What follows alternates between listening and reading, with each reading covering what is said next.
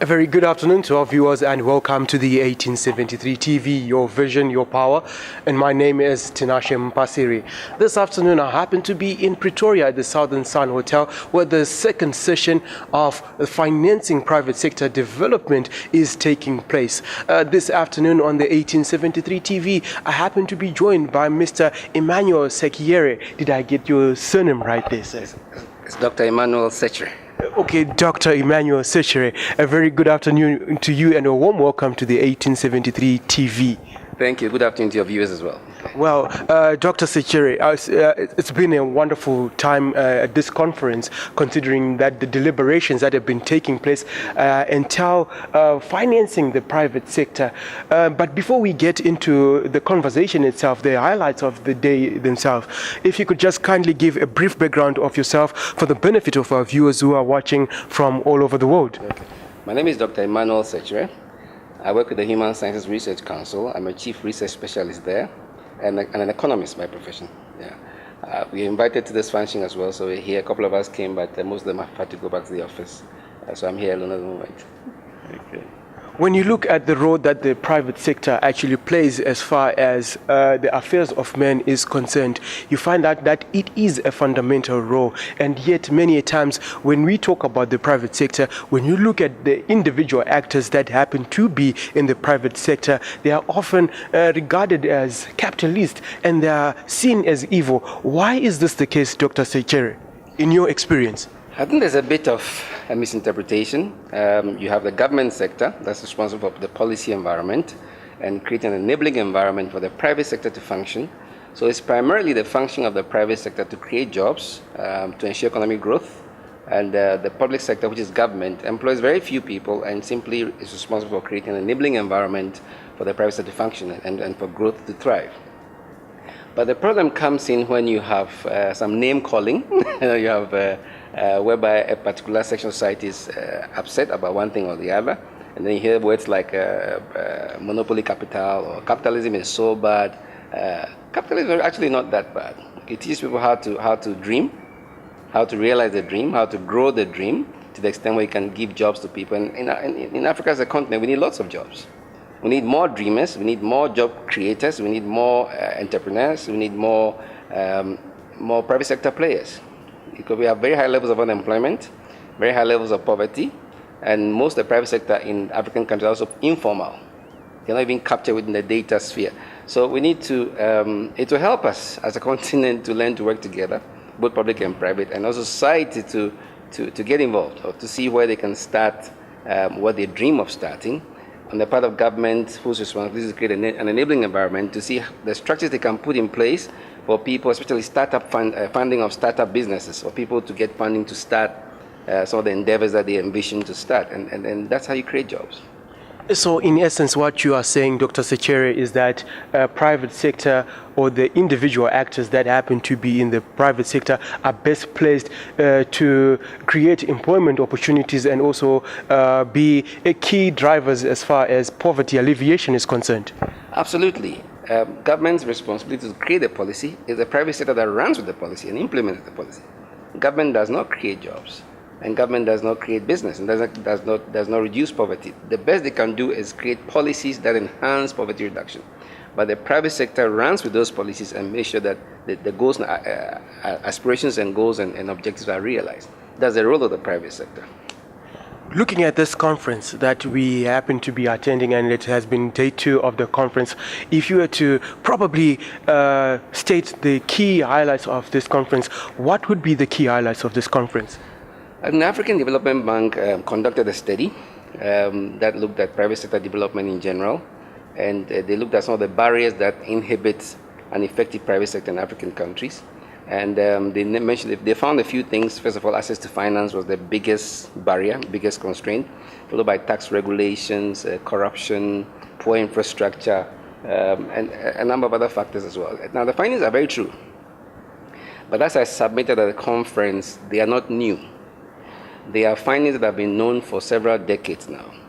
And if you go to most African countries, you have what you call the private sector development strategy. So we do have a strategy for the private sector. The problem is how to implement the strategies that we have. So in most countries, the implementation capacity on the part of government is lacking. There isn't adequate collaboration between government and the private sector as well, or the key stakeholders who could actually implement what is required to be done in their strategies. One other problem is that the strategies are actually not designed by us. It's paid for by a donor, a consultant is recruited to design the strategy. There isn't adequate stakeholder consultation. It's not a homegrown strategy, so there isn't absolute, the required level of ownership that would make countries rise up and implement it. So we need to start thinking about homegrown strategies to solve our problems. We need to start thinking about how to improve government capacity and also private sector capacity or public capacity, community capacity, for each of the key stakeholders to play their role in implementing and realizing the goals and aspirations of the PSDs that we have. So yes, the findings are true, but they're not new. The challenge is that we lack the ability to implement them. And it's a bit of a paradox to say that, or to even hear that being said, because Africa has a very highly literate population. You have people with PhDs and masters, and so where's the capacity that we have? The problem is that there isn't adequate collaboration between private sector and government. In most African countries, the intelligentsia are seen as opposition or dissenting voices to political rule. So there isn't the required collaboration and camaraderie between government and the private sector or the intelligentsia in most African countries to benefit from the synergies that could be realized if the two sides could work together. So I think you have actually highlighted a very essential point there when you say that the intelligentsia is regarded as an enemy of government in most cases, and hence there isn't that synergy between private sector as well as public sector. So when we look at the role that media actually plays, do you think that media can be that bridge to provide that link between private sector and public sector? Unfortunately, the media too is compromised. in most countries, you find that the media is divided into the different political divides that you have. Some media is pro-government, other media is against government. Okay, so you have that the media cannot play the neutral, objective role required of them to foster the two parties coming together. So that's the problem. The media is compromising most countries that you go to. So basically, I think the intelligentsia should probably reach out to government. Yeah, look, we've done this research, and trust me, if you go to most African countries, they are very powerful researchers who have done enormous research that is just sitting on the shelves, gathering dust. And government needs that information for evidence-based policy formulation and implementation. Okay, so and even evaluation M&E capacity, they don't have it. But there exists very brilliant and very wonderful expertise in M&E in most African countries. The problem is the jiving together between intelligentsia and government. So I think the onus lies on intelligentsia to extend an olive branch to government. We are not against you. This is what we want to use our expertise to support you.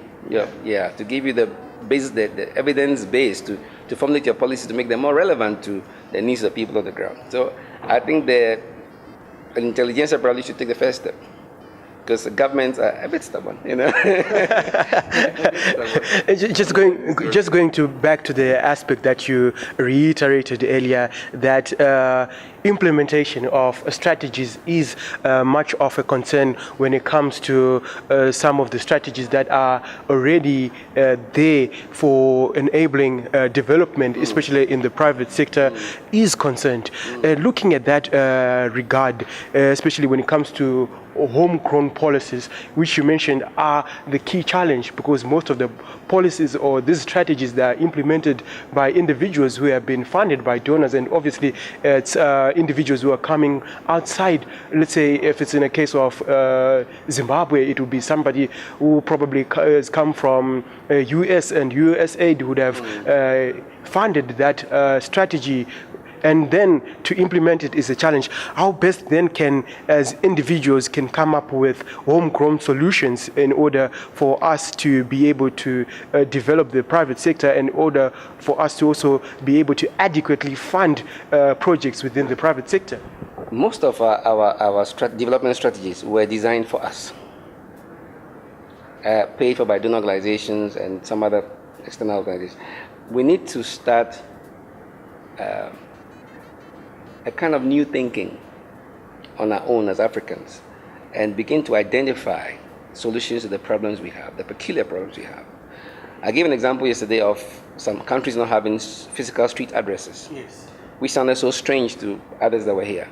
But if you go across the continent, you'd be amazed how many few countries, or even countries that do, what percentage of the geographical spread has actual physical street addresses and names. You'd be amazed. It's just not there.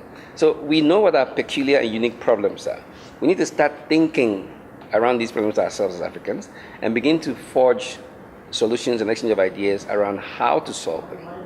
Now, when the strategy is designed externally and imposed internally, it lacks ownership, it meets resistance, and it lacks appropriate and suitable application, because most of the time there's a certain level of understanding that is not there from the external angle that requires that there should be internal participation. So we need to take a bottom-up approach to some of the strategies that we design. And once this bottom-up approach, you also have to design implementation strategies or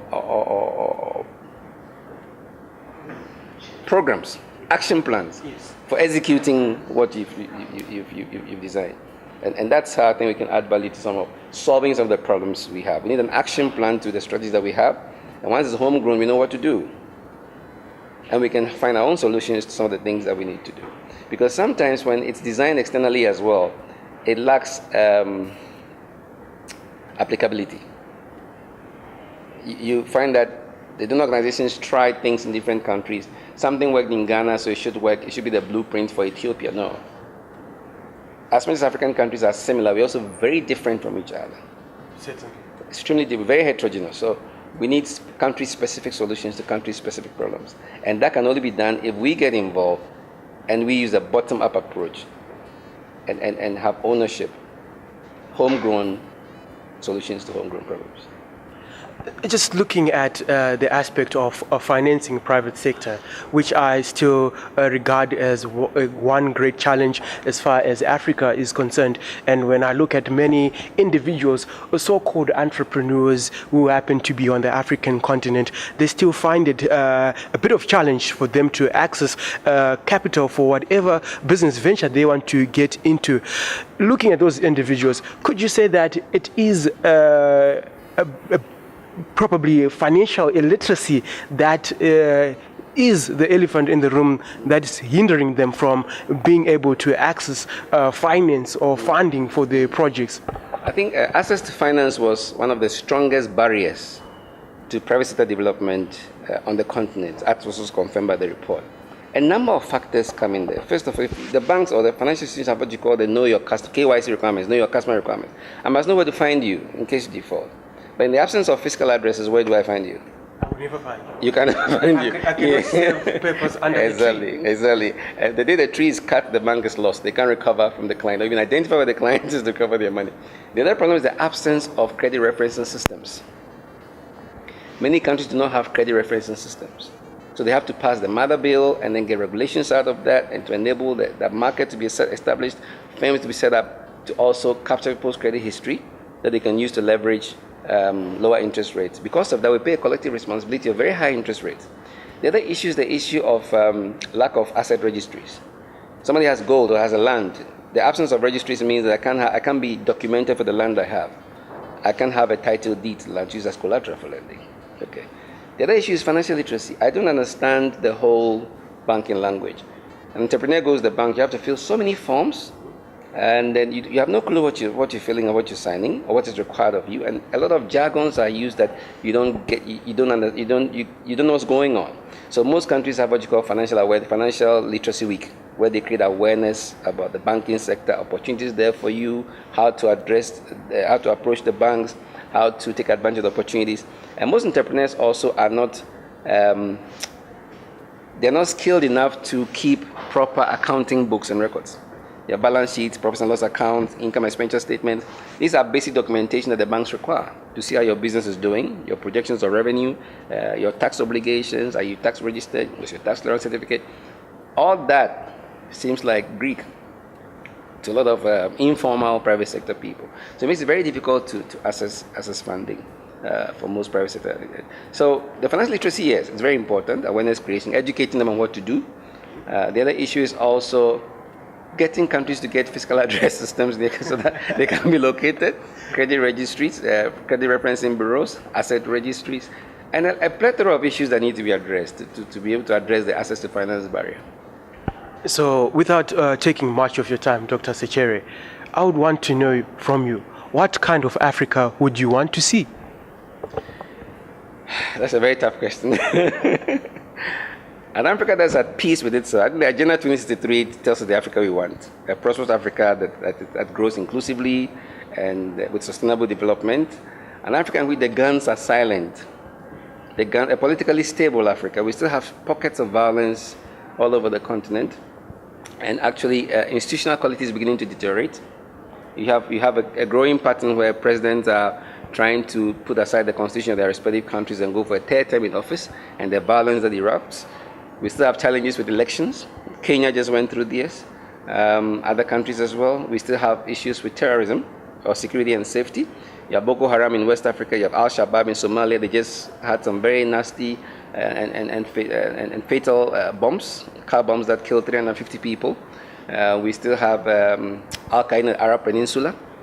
So we have still pockets of security concerns that affect our peace and safety.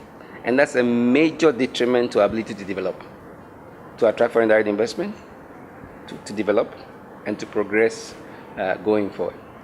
So these are all issues Africa still needs to address. So I'd like to see a peaceful Africa where the guns are silent, where there are no security threats, where people have jobs. As you know, we are the youngest continent. 76% of us are below the age of 30. Between now and the year 2035, you have 450 million young people joining the labor force. Where are the jobs? We need to diversify our economy, industrialize, begin to create jobs for the youth that are coming up. I'm sure you heard about the youth dividend. It will be a dividend if we have jobs. If the jobs are not there, it could be a time bomb for very massive instability on the continent.